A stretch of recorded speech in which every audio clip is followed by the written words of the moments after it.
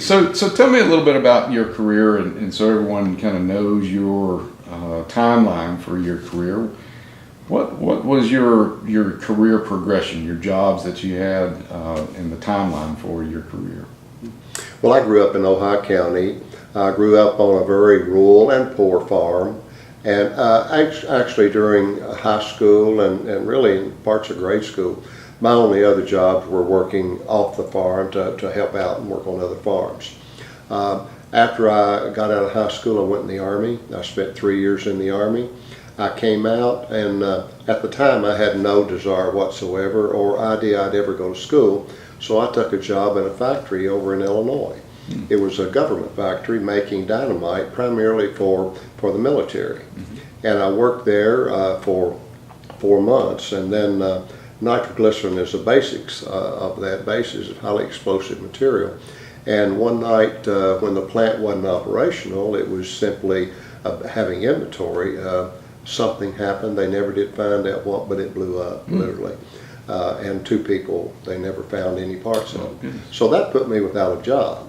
I had just been to Kentucky to come to my first university football game. A girl that I was very interested in was attending Western, and I came there to go to homecoming.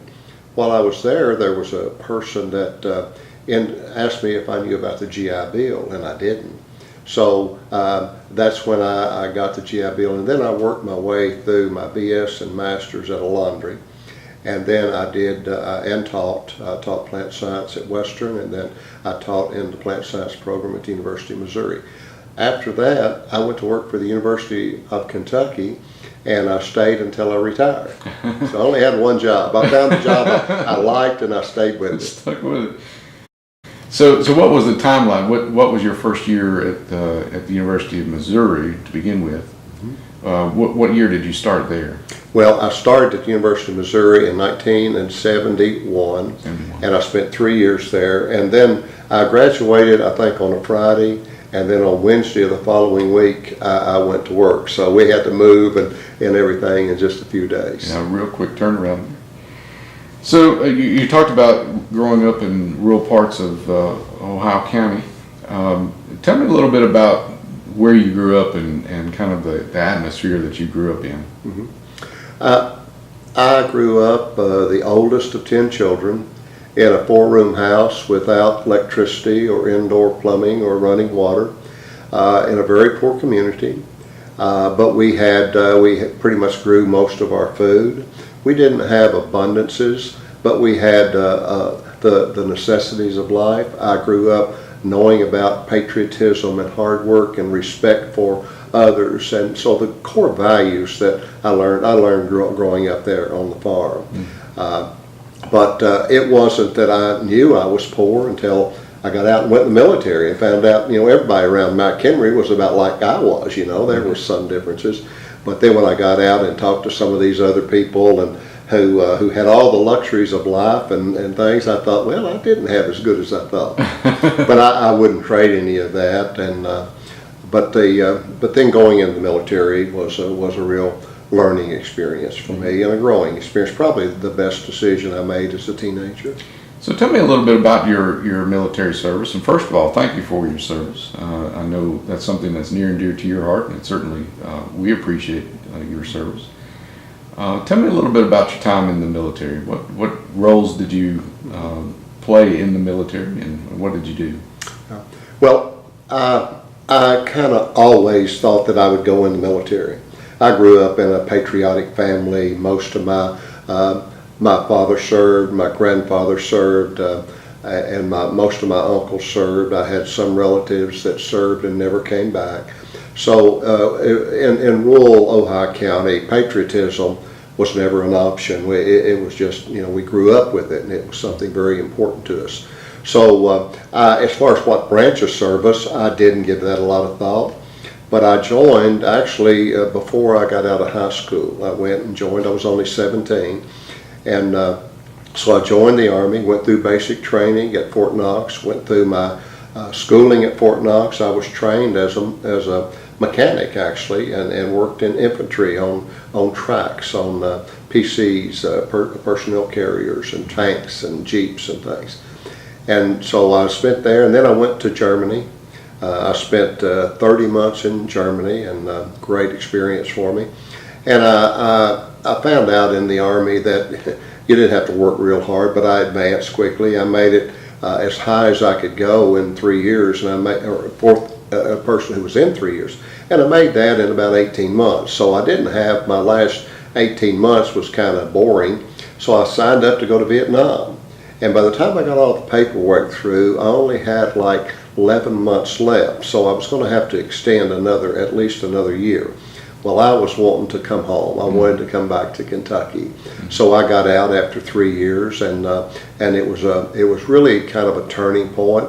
Up to that point, I always knew I wanted to travel somewhere, but I never thought about international travel. And as a result of my military experience, while I was in Germany, I would take military hops. I could go to Rhein-Main Air Force Base in my uniform, and if there was a plane going somewhere that they could get me on, they would put me on it. You know, it might be a medical back plane, it might be a cargo plane, you might not even have seats, you might have to hang on to the straps, but regulations weren't bad, and I got to see a lot of Europe that way. As a result, from that bug to travel, I've been so blessed in my career. I've traveled to 57 countries, and I never dreamed that I would do that as a child growing up in McHenry. But it's been quite a blessing. So military was important. It also gave me a chance to grow up. It gave me a chance to see, be exposed to a lot of different cultures, a lot of different people, a lot of different views from not only around the world, but also from the U.S.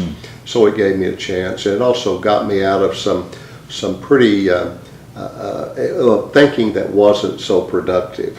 If I'd stayed in Ohio County, I'm not sure that I would have ended up very much. So at least I got to realize there was a lot out there beyond Ohio County that maybe I needed to explore some. So that was I credit the Army with that. And as a result, I got the GI Bill, which was $100 a month when I started, and I was able to get 2 degrees and get that, because I only went 3 years and got a bachelor's, and then a year and a half to get my master's. Well, I think we can all agree that was money well spent by the GI Bill, because it certainly has made a big impact on our industry. Well, even $100 a month wasn't enough to pay all the bills, so I had to work pretty much full time all the time I was in. And but it was to pass real quick. I was very focused. I was here to do a job, or at school to do a job, and that's where not only my activities were, but that's where my passion was, and that's what I spent my time doing. So tell me a little bit about your parents and their influence on your education, and how supportive they were of your education as well. Well, neither of my parents went any farther than the 8th grade. So as far as college, they didn't have much concept of what college was. They were supportive of me and my efforts, but I don't think they certainly had any vision of what it really meant. Now, after I got out and got on the job, and they'd see me on television or see articles in the paper, I think they were certainly impressed. And to the point that, sure, my mother bragged about me, my son was on television. But I don't think she ever understood, in spite of me trying to tell her what I did. But as far as being supportive, she was always supportive. She believed in me and believed that whatever I wanted to do, I could do. I didn't believe in myself, but she always believed in me. Well, I tell you, that's so important how parents encourage their kids, and how supportive they really are of education, and we see that in our own children as well, and I'm sure you've seen it in yours. So how did you become a professor? Growing up in a little rural Ohio County, how did you become a professor in forage crops? Of all things, why did you pick forage crops, and how did that come about? Well, I would like to say I had this vision and I picked it, but I guess forage crops picked me rather than vice versa. If we go back, I never had, when I was in high school, my goal in high school, my dream in high school was to get out and get a job working at a lumber company called Benny Young's in Ohio County, Beaver Dam. That was one other than the coal mines, and I had no desire to go in there. Most of my relatives worked in the coal mines. So my goal was to get a job at Benny Young's and work at that lumber company, marry my high school sweetheart, and live a life happily. Well, God had other plans for me, and I didn't go that route. But after I got out and decided to come to school, and I should point out, Dennis, that I didn't come to school for academics. I was not prepared for college, and I came in at a time when the requirements to get in college weren't that great. But I got in Western Kentucky University as a freshman on probation. My high school grades and my entrance exams were nothing to brag about. Now, I had B's and C's, but it still wasn't good. So I got in on probation. And then I had no idea what to major in, so I knew that there were some teachers that I had in school that had college degrees. So I majored in education for my first semester. My goal was, my girlfriend was in Bowling Green. I figured I would come here. I would stay a semester before I flunked out, and then I would get a job, but maybe because I didn't have a job at the time, and I would get a job. That was my goal. And then 6 weeks into the first semester, I learned the most valuable lesson I ever learned in college. And that was, well, up until that point, I thought you really had to be smart to go to school, go to college.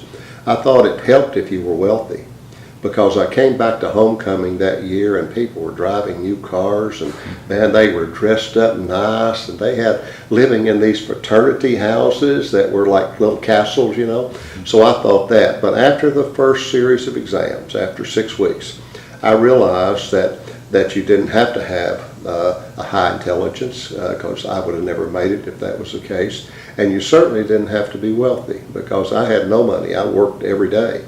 But I found out that if you were determined, if you were dedicated, I had just come out of the military. I was certainly willing to work as hard as I needed to. I knew I had to work harder than the average student. So that's when I learned. I made good grades those first 6 weeks test. And so a light came on at the time that maybe you can make it. And then the next semester I got serious about major. I went over and I talked to the people in biology. I talked to the people in ag culture, because I knew I'd always had a love for ag culture. And I decided to get to major in ag culture and minor in biology. And actually, if look at it, I probably essentially had a double major. But I went that, and then good fortune came my way. I met a professor named Dr. Elmer Gray, who probably had as much impact on my early life academically as anybody else. Dr. Gray is still a professor.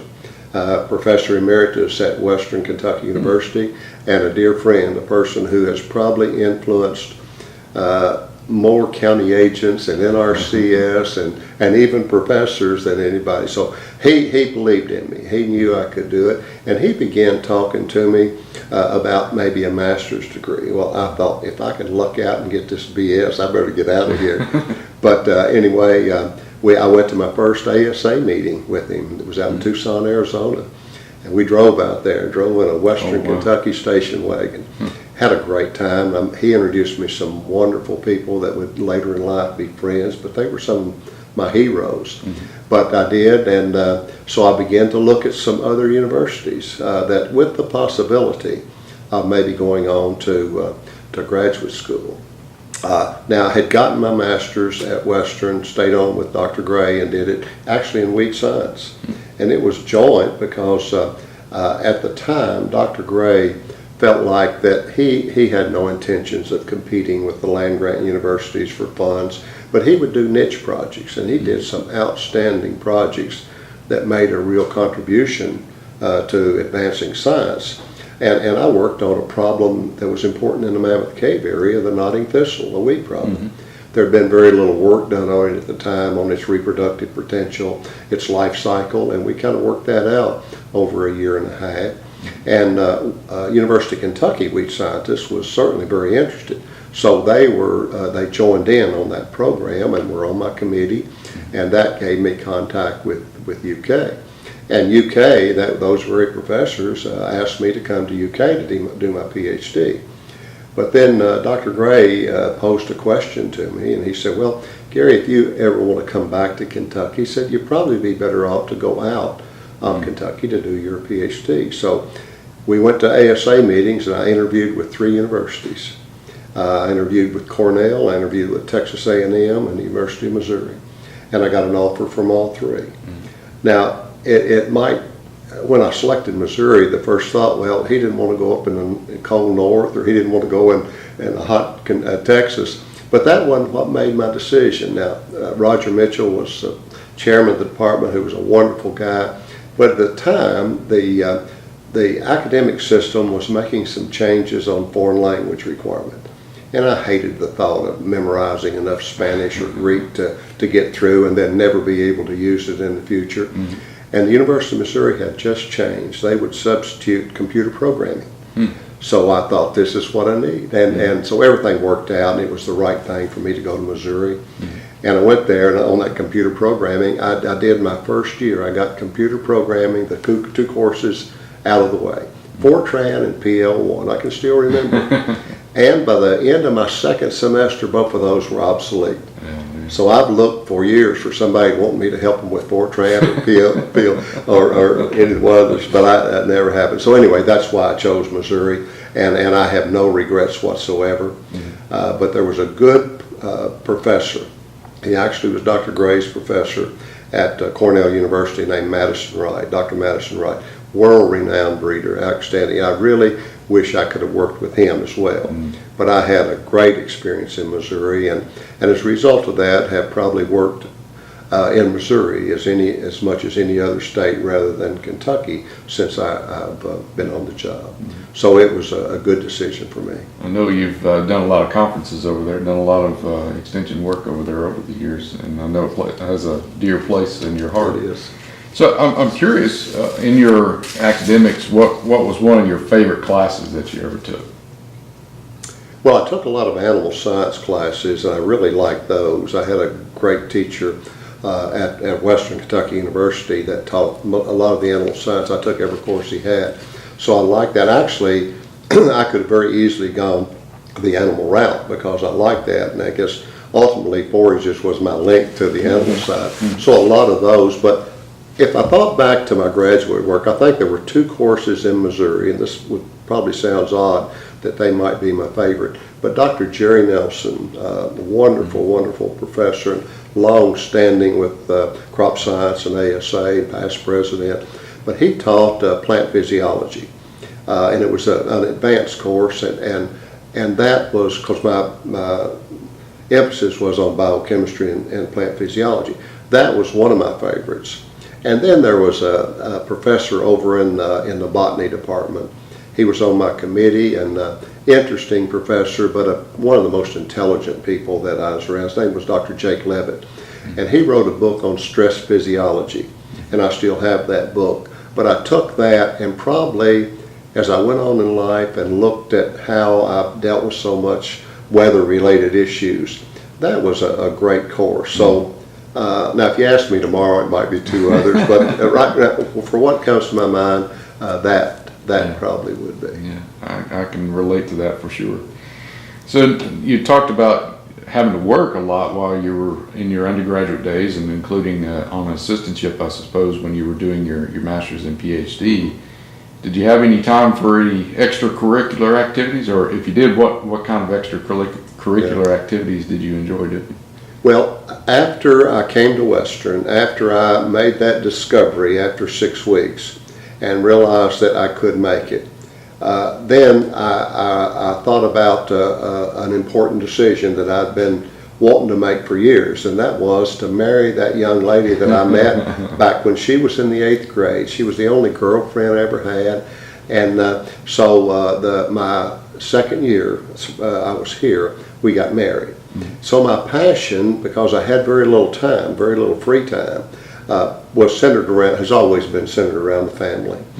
We didn't have time or money to do a lot of extracurricular, a lot of travel, but throughout all of those, one of the extracurricular activities that was always been important to me is church, and we've always been involved in church wherever we've been, and that's brought a lot of friends. and a lot of activities that we could do. So I didn't have a lot of hobbies, didn't play golf, and wasn't in a fraternity, so I didn't have a lot of things I did. You know, in hearing your story and from where you're from and going to Western or going to the military first and spending time in Germany and going to Western and marrying your childhood sweetheart, it's very similar to the story that Don Ball shared with me. And I was surprised to learn that you guys really didn't know each other until your careers had already started pretty much at that point. That's true, but you know, Don and I've worked with him more than any single person in the world, you know. And Don and I know a lot about each other, but it's sometimes scary with the similarities because we were both born the same month. This is our birth month. He's older than me, of course. He was born. But our wives actually knew each other in school. They were both home economics majors here. And we were born in the same hospital. So we have so much in common, but we met, I believe, at a Southern Pasture Conference, maybe the first year he was on the job, and that's where we met. And of course, being an old Owensboro boy and me from McHenry, we struck up a friendship, and then we've just had so much in common. I've traveled all over the country with him, and I don't know how many foreign countries we've been to.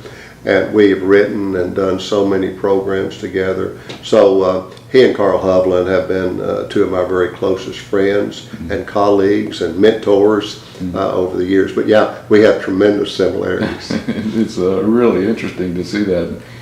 So take me back to your first day on the job at the University of Kentucky in the position you're in right now. Were you kind of intimidated by it, overwhelmed any? Take me back to those first few months on the job, how you felt in the position and how you progressed in your career. That's an excellent question. First, I had no intentions of staying in my job over a year or so. I had desire as when I was on my PhD, I wanted to be in research and teaching. I really enjoyed teaching, so I wanted to teach. At the time I got out, there were very few jobs available in this country. I interviewed, or I had an opportunity for 3 jobs, but I didn't really want an extension job. I didn't understand a lot about what extension was, so I didn't know, and I chose that job in Kentucky. One, it gave me a chance to get back to Kentucky, plus it gave me a chance to look around for that ideal teaching and research job to come open, and I kept my eyes open. But kind of like other things in life, you know, I got here and realized, no, this is not, it's not bad. And I really learned to love the job. And I learned that everything that I wanted in a research and teaching job, by and large, I could get from a forage extension job. So I came on the job, and as far as being intimidated, I was terribly intimidated. Now, I was a physiology and biochemist. I knew the Krebs cycle and all the delta G's and the enzymes. I knew photophosphorylation. So I was there at the phone, right, waiting for some farmer to call me to explain the Krebs cycle. But they called me, and I think the first call I got was, I'm planning to plant some alfalfa. What would you recommend? What variety? How many seed? Should I seed it in the spring or fall? And all of those. And I thought, well, let me begin with the Krebs cycle, then we'll work into that. And my learning curve was has been extremely steep. But I learned to love it, and I learned to say, I don't know, but let me see if I can find out. Because I remember going through my comps, like all of us did. You anticipate all the things that they could ask you and all the things you don't know, and that's the way I was on the job. Yeah. I didn't, quite frankly, know nearly as much of the practical things as I needed to come out and do a job as a forage extension specialist. Now, I was very fortunate because when I came on the job, I had some of the absolute best mentors a person could have. And the person who began mentoring me on day one, and he continued till the day he died, was Mr. Warren Thompson. Another one I met early on, that especially in the area of alfalfa and organizations, was Dr. John Baylor. Those two remain mentors and friends, and I called on them a lot. I can imagine. And there were a lot of others. I had a chance at UK. Of course, I worked with some legends, as you well know, Tim Taylor and Bill Templeton and Bob Buckner and all of those groups. They were tremendous help to me. And they told me, all of them individually and in different words, that now this is a big job. Don't worry about it. And then they were strong supporters of me over the years and helped me advance rather quickly through the professorial ranking. And so that, but it was an intimidating job coming on, because you just think about all the things that you don't know. And that's what farmers, they didn't care about the Krebs cycle. They didn't care about how water moved in a plant or how the uptake of nutrients and minerals. That wasn't important. It's how much fertilizer and when should I put it on and those type, the basics. And so that's what I learned on the job. Well, you had a great set of mentors there, as have I, with you being one of those, chief among those. So how long did it take you to become comfortable? Somewhere close to retirement, I was feeling. No, the initial intimidation, it took a while. But I got over it enough to know that I didn't know everything, and that was okay. Yeah. And so then I could begin to relax a little bit and enjoy. And I've never had a farmer say, "Well, I can't believe you don't know that." I have seen, now I've tried never to do this, I've seen some people shoot from the hip and lose credibility in a hurry. Yeah. So anyone, whether it's a farmer or a county agent or whatever, and I had some great county agents all my career, some of the best in the country to work with, and they also were good mentors as well as colleagues and friends over the years, and that meant a lot to me. A lot of good industry people, and I know you've utilized them yourself, but a lot of them have really been big in my career. I'm glad you said that about it taking you a little while to get comfortable, because I'm still 12 years in. I'm still there. Well, the evidence of your comfort doesn't show. Well, thank you. What of the things that you've had impact on it, which are considerable? You've had a lot of things that have come out of your career, and what do you consider to be the most impactful thing that you've worked on over the years? When I really look back over my career, there are very few things that I've done alone. Everything that I've accomplished in my career has been done as a result of people.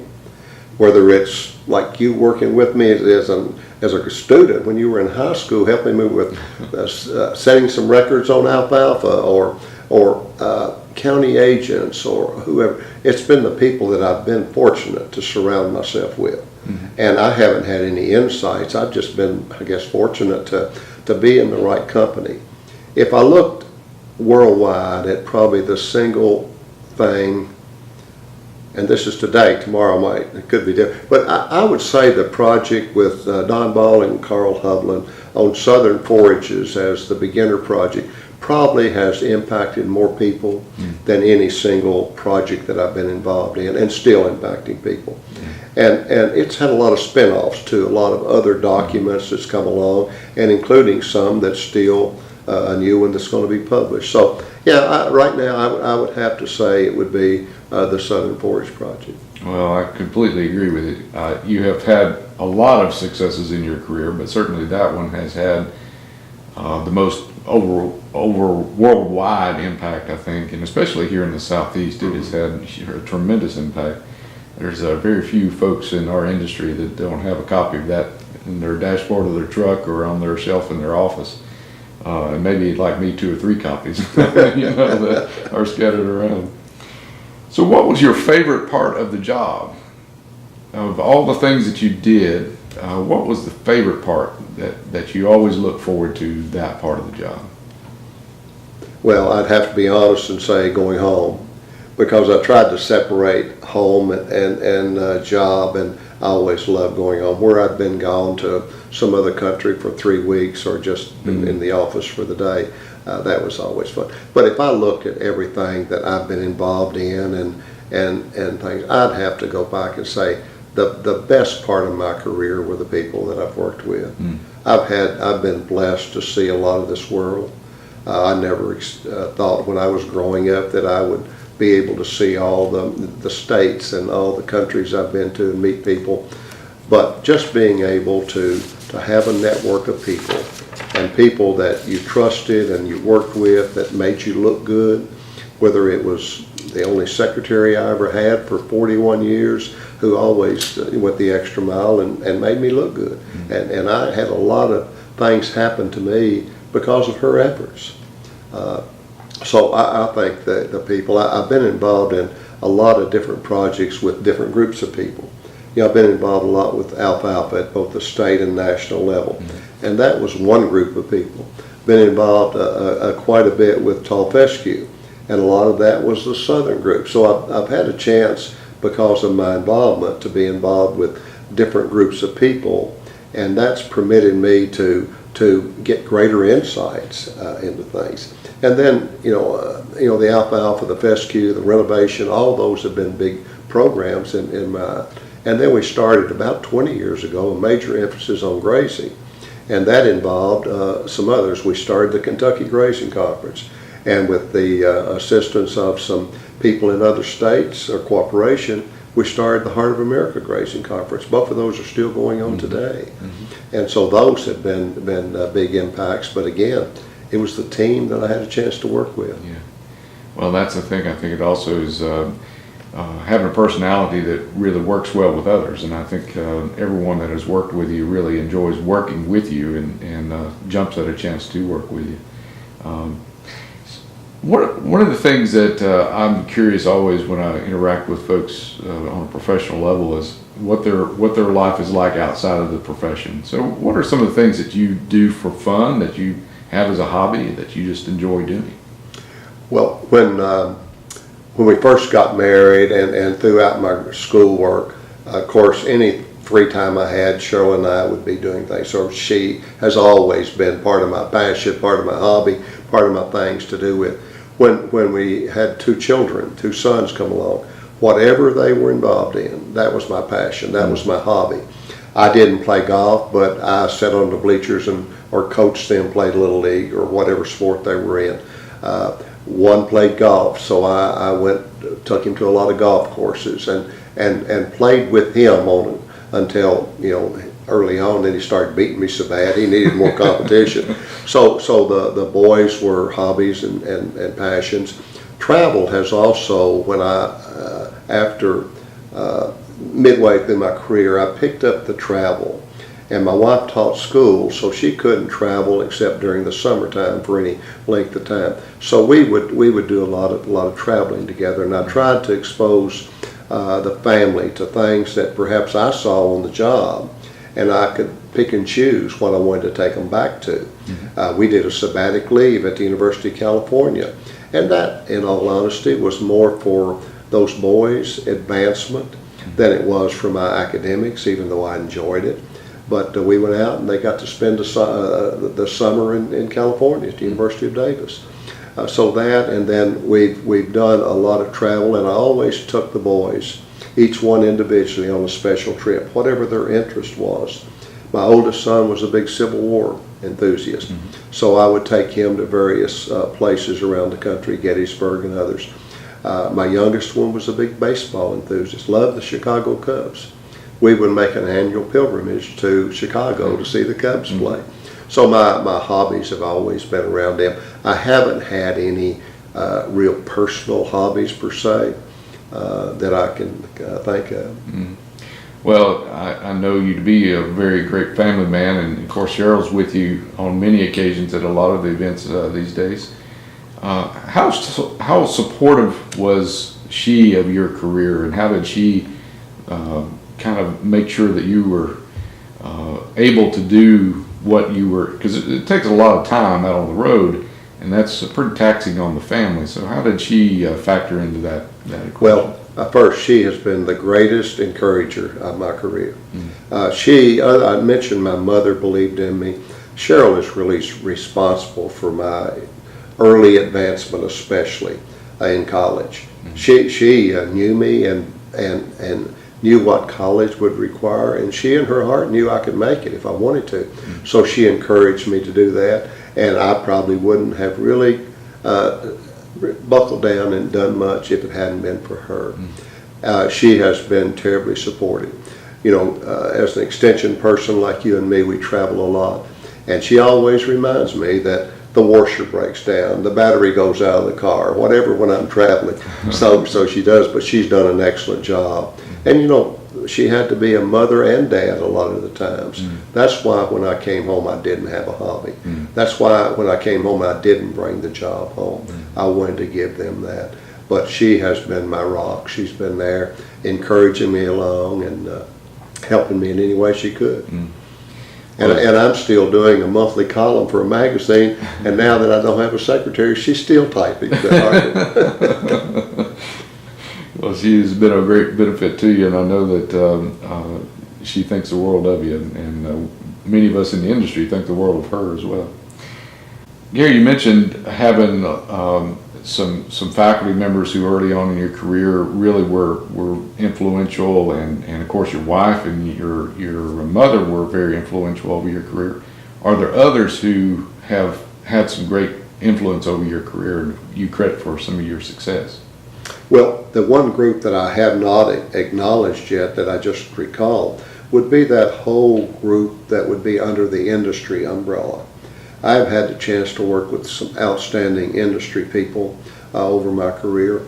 A group in particular that I've got the longest relationship with is a group out in Oregon, and these are the seed producers, where we get a high percent of our forage seed, our fescues and orchard grasses and timothies and ryegrass and clovers all come from that Willamette Valley. I got involved with them many, many years ago, and have been involved with them even today and continue to be involved. So that group has been very impactful on me and not only my understanding, but in my programs. They've been very supportive. We've worked together over them. Another group that's been very heavily involved, or I've been heavily involved with, would be the Alfalfa Group. Now, that started out as a Certified Alfalfa Seed Council, and it's changed some names, but it's still primarily a group that started out among alfalfa seed producers that realized that it wasn't overproduced, it was just underconsumed, the seed. So they started an education program, and I worked with them for many, many years. So those two. And then organizations, well, like this organization, the ASA and CSSA, the very first presentation I gave was at C6. And this was back in the days when we still had Thursday afternoon meetings. I came to that to present my PhD thesis, and I was scared to death. My paper was the very last paper of the conference. Oh, wow. It was on Thursday afternoon in the last session. Well, I hadn't enjoyed the conference at all because I'd been worried about that paper. I got there, and it was the moderator, the projector operator, me, and I think 2 other speakers. That was it. So that was my very first, and I've been actively involved in the Tri-Societies over my career. Appreciate so much all that they did. Actually, I was a member of them before I joined the American Forage and Grassland Council, which I've spent a lot of time, and that organization has had and its members have had a tremendous influence on me over the years. Yeah, and you've had a tremendous influence over that organization as well. I know many of us respect and admire the amount of time and effort that you have put into AFGC in particular, but these other organizations as well. I mean, the Oregon seed growers out there have really done a lot to support the industry. I know there's several publications that you all have developed over the years that I use a lot of, thousands of them at a time. So those have been very impactful. Well, and it gets back to that team we were talking about. They're the world's best seed producers, but they don't know how we establish it and manage it and harvest it and graze it back here. So we don't know anything, or I don't know anything about seed production. So we team up, and that's the way things can get done. And then in the state of Kentucky, I've got a tremendous number of organizations that have been powerfully supportive of me, like the Kentucky Forage and Grassland Council, the Kentucky Cattlemen's Association, so the Farm Bureau. All of those have had good agriculture programs, and they have not only supported me, but I've been involved in them from the onset. Well, let's begin to wrap this up with a little philosophy. This won't take long. So, as I've gotten older, I've gotten a little more philosophical and thinking about, what my legacy is going to be at the end of my career. And you have left a tremendous legacy in your career, both professionally and personally. By the way, I know your family would speak to that. But it's been said that one shouldn't look for meaning in their life, but look more to have an impact on others in their life, and then upon reflection, they'll see what that meaning was. That meaning to their life will be kind of revealed through what evidently becomes your purpose. Is that something that kind of resonates with you? When you look back at your career, do you see kind of the progression of that career having a meaning, a purpose to it? It does. It hasn't over the years. I haven't seen it as I've been going along, but I can see it now. And I mentioned church as being important to me because I believe strongly that there's power stronger than me, and I believe that enough that I believe that there's been a lot of guidance on my life and my decisions. Because if I'd made those decisions that have been critical in my life myself, I think I would have messed them up pretty bad. So I think in my case, I would consider some divine help over the years. But I guess I'm still searching as far as what all that I might have done or what I have learned. But I can remember two things that I think that if I were looking for two areas to at least comment on. One, when I first started to work, and we mentioned this thing that I knew a lot about physiology and biochemistry, but nothing from the practical. And a very dear friend told me one time, and this was not original with him, but he said, people don't care how much you know until they know how much you care. So I've always tried to care about the situation, the people, ag culture and the farmers, people that I've had to work with. And I hope that has stood out over the years because that's been a goal of mine, to care. And I've never gone through life trying to impress anybody that, oh, I'm a college graduate or I've got a PhD or anything like that. You can be around somebody like that and they'll let you know within the first couple minutes. But you can be around a true educated person all day and not know how many degrees or where they went to school. So that's been something that I would hope that I have at least conveyed over the years, not as well as I would like. And the other thing that broadens it beyond the academics is more of, what we're really here on earth for. I think all of us are here to make a positive difference. There was a time I used to think we were just here to make a difference, but that's not right because a lot of people are making a negative difference in this world. And I looked around, and I know you've seen me do a lot of these over the years. About 30 years ago, I was watching the news and realized that, all I was hearing was bad news about this great country. I love this country, and it's a great country. And I realized, that's not exactly right. But then I got into that thought process, well, big deal, what can one person do? And then I thought, well, I can do one thing. I had traveled a lot then in this country. So I sat down and put together a three projector multimedia presentation about America the Beautiful. And that really went over well. I showed it a lot of places, in a lot of national places. And that got me started on things talking about our country. And if there was another word that I would hope that somewhere along the line I would truly believe and maybe let it rub off the others, and that's gratitude.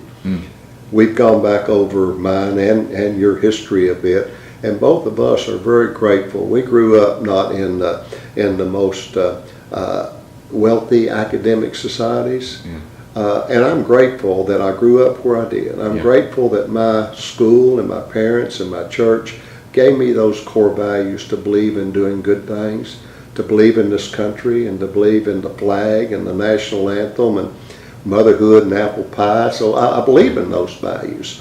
And because of that, I believe in telling. So I've been doing programs on gratitude. And that word is something that I think along with many Americans, we take so much for granted. We take for granted the food we have, the air we breathe, the freedom that we have. And I never appreciated it until I got to seeing how people around the world live. Yeah. And when we do that, we see how blessed we are Yeah. in this country. Yeah. So I would think that's the word gratitude that I have really come to love and appreciate and try to at least pass on more. Well, I think you're absolutely right, Gary, and I think anyone that knows you will agree that, you know, caring and gratitude are two sides of the same coin when it comes to the American farmer and American society in general, and beyond that, even just our civilization even. And, you know, being grateful for those who have provided food and worked so diligently and so many hours to work so hard to provide food for us, and yet the caring enough about them to be able to support them, two sides of the same coin. Right, I agree.